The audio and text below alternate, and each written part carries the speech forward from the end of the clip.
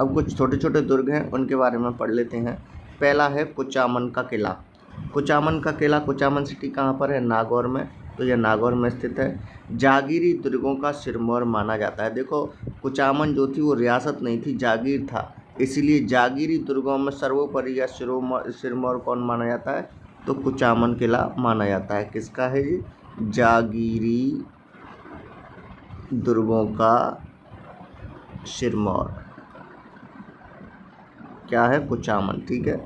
जबकि दुर्गों का सिरमौर चित्तौड़गढ़ और मारवाड़ के दुर्गों का सिरमौर तुम्हारा वो था जो जैसलमेर वाला सोनारगढ़। तो ये चीज़ हमको याद रखना है। जबकि जागीरी दुर्गों का सिरमौर कुचामन किला माना जाता है। एक इसके बारे में शब्द आता है इक्तिसंदा। तो इक्तिसंदा क्या है? तो कुचामन जागीर का सिक्का है इक्तिसंदा। कुचामन में जो सिक्के चलते थे वह सिक्का है। कुचामन एकमात्र ऐसी जागीर थी जिसका स्वतंत्र सिक्का चलता था। देखो, सिक्के जो थे वो रियासतों के चलते थे, लेकिन कुचामन ने अपना खुद का सिक्का चलाया था, जो कि राजस्थान की एकमात्र ऐसी जागीर थी जिसका अपना खुद का सिक्का था। उस सिक्के को इक्तिसंदा कहा जाता है। कुचामन की जागीर प्राचीन समय में जोधपुर रियासत के अधीन आती थी, यानी जोधपुर रियासत का भाग थी जो कुचामन रियासत थी।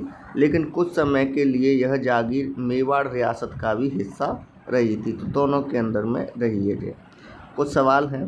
राजस्थान का एकमात्र दुर्ग जो बौद्ध शैली से संबंधित है, तो बौद्ध शैली से संबंधित मंडौर का दुर्ग है।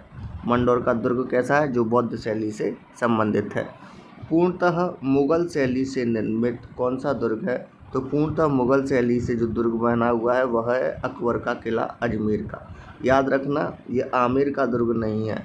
आमेर का अमूमन लोगों को लगता है, लेकिन पूर्णतः मुगल शैली में जो बना हुआ है वह अकबर का किला अजमेर है, जिसको मैगजीन दुर्ग, अकबर का दौलत खाना या अकबर का शस्त्रागार भी बोलते हैं। ये सवाल ज़रूरी है क्योंकि कन्फ्यूजन वाला है। पूर्णतः मुगल शैली, अकबर का किला अजमेर। ठीक है। अकबर के किले को वर्तमान में राजपूत संग्रहालय में कन्वर्ट कर दिया गया है। तो राजपूत संग्रहालय में कन्वर्ट किया गया था 1907-8 में। इसको अकबर का जो मैगजीन का दुर्ग है उसको संग्रहालय कब बना दिया था? 7-8 में बना दिया गया। यह संग्रहालय राजस्थान का सबसे बड़ा संग्रहालय है। सर टॉमस रो जब भारत आए थे व्यापार की बात करने के लिए जहांगीर के काल में, तो उन्हें भी इसी मैगजीन के दुर्ग में यानी अकबर के किले में ठहराया गया था।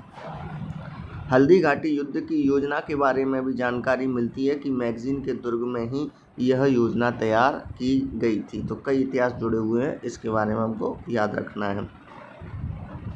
एक प्रश्न है, राजस्थान का पूर्णतः पठान शैली, याद रखना पठान शैली, मुस्लिम तो मुगल शैली में तो अजमेर का किला हो गया। पठान शैली में जो है वो फतेहपुर दुर्ग, फतेहपुर सीकर वाला जो है वो पठान शैली का बना हुआ है। मुगल व राजपूत स्थापत्य कला का मिश्रण हमको आमेर में देखने को मिलता है। ये है मुगल व राजपूत दोनों की मिलती हैं। ठीक है। हल्देश्वर पहाड़ी पर निर्मित दुर्ग जिसे कुमठ दुर्ग भी कहते हैं, किसका नाम है इसका? तो यह है सिवाना दुर्ग। सिवाना कहाँ पर है? बाड़मेर। सिवाना दुर्ग का नाम है कुमठ दुर्ग, जो कि हल्देश्वर पहाड़ी पर बना हुआ है। सिवाना दुर्ग मारवाड़ राजाओं की संकटकालीन राजधानी भी रही है। मारवाड़ राजाओं की संकटकालीन राजधानी सिवाना दुर्ग, जिसका दूसरा नाम कुमठ दुर्ग है। इसका निर्माण वीर नारायण पवार के द्वारा करवाया गया था। इसमें एक जलाशय है जो हमें याद रखना है सिवाना में।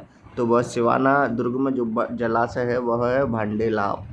सवाल मोस्ट है, इसको याद रखना है। भांडेलाव क्या है? यह जलाशय है जो कि सिवाना दुर्ग में बना हुआ है।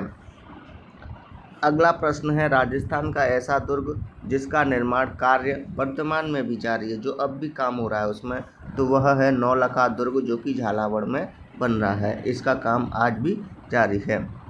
इस दुर्ग की जो नींव थी वह पृथ्वी सिंह के द्वारा रखी गई थी। जो नौलखा दुर्ग झालावाड़ में बन रहा है वर्तमान में, उसकी जो नींव रखी गई थी वह पृथ्वी सिंह के द्वारा रखी गई थी।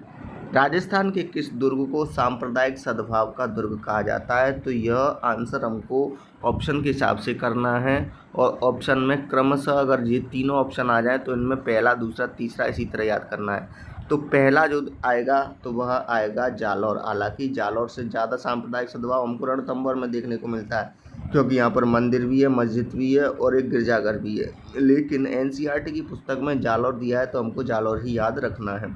दूसरे नंबर पर है रणथंभौर और तीसरे पर है गागरोन। तो ये तीनों किले जो हैं वो क्रमशः सांप्रदायिक सद्भाव के माने गए हैं।